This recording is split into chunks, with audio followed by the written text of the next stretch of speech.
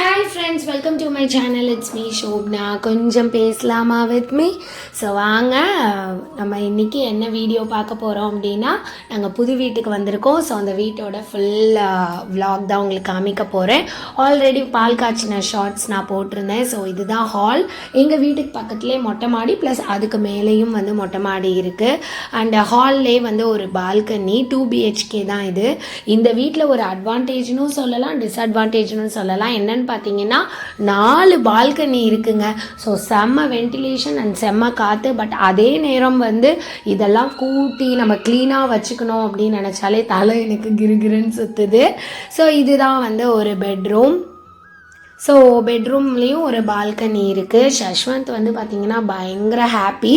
அவனுக்கு இந்த paint colour கலராக இருக்கிறது. நாங்கள் முன்னாடி இருந்த வீட்டில் நார்மல் சாண்டில் கலர் தான் இருக்கும்.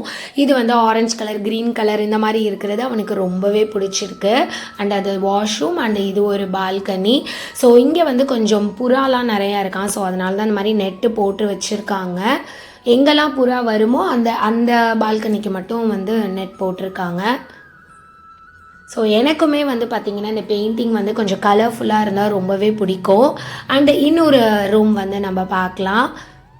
ஷஷ்வந்த் பயங்கர ஆர்வங்க. அண்டு வந்து பார்த்திங்கன்னா ஒரு கிட்டத்தட்ட ஒரு 10 years கிட்ட ஒரே வீட்டில் இருந்துட்டு அண்டு வரும்போது எவ்வளோ பெரிய வீடாக இருந்தாலும் எவ்வளோ அந்த வீடு பிடிச்சிருந்தாலுமே இருந்த இடத்த விட்டுட்டு வரும்போது எனக்கு வந்து அன்றைக்கி வந்து ரொம்ப ஒரு மாதிரி வந்து பால் காய்ச்ச வர அன்றைக்கி ரொம்ப ஒரு மாதிரி கஷ்டமாக இருந்தது.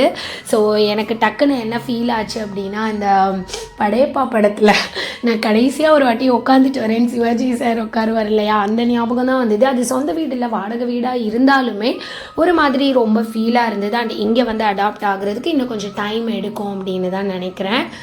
அண்டு வந்து இப்போ நம்ம கிச்சன் பார்க்க போகிறோம். கிச்சன் எனக்கு ரொம்ப பிடிச்சிருந்தது. பிகாஸ் இது வந்து ஓப்பன் கிச்சன், டைனிங்கும் வந்து அட்டாச்சாக இருந்தது.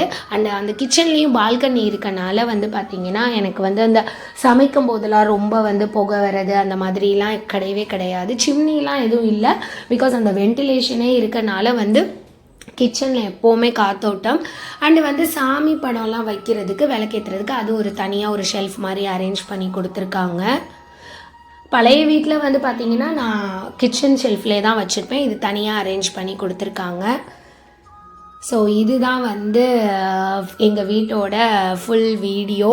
அண்டு வந்து நீங்கள் இந்த மாதிரி உங்கள் பழைய வீட்டிலேருந்து புது வீட்டுக்கு போகும்போது எப்படி போனீங்க? ஹாப்பியாக போனீங்களா, இல்லை கொஞ்சம் வந்து ஒரு மாதிரி மனசு கனமாக போனீங்களா அப்படிங்கிறத எனக்கு மறக்காமல் கமெண்ட் பாக்ஸில் சொல்லுங்கள். அண்ட் இந்த வீடியோ உங்களுக்கு பிடிச்சிருக்கா அப்படிங்கிறதையும் மறக்காமல் கமெண்ட் பாக்ஸில் சொல்லுங்கள்.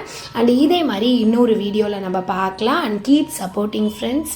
இந்த வீடியோ உங்களுக்கு பிடிச்சிருந்தா லைக் பண்ணுங்கள், ஷேர் பண்ணுங்கள், கமெண்ட் பண்ணுங்கள். அண்ட் புதுசாக பார்க்குறவங்க மறக்காமல் சப்ஸ்கிரைப் பண்ணிடுங்க. இன்னொரு இன்ட்ரெஸ்டிங்கான ஒரு vlog ஷார்ட்ஸில் நம்ம பார்ப்போம். பை.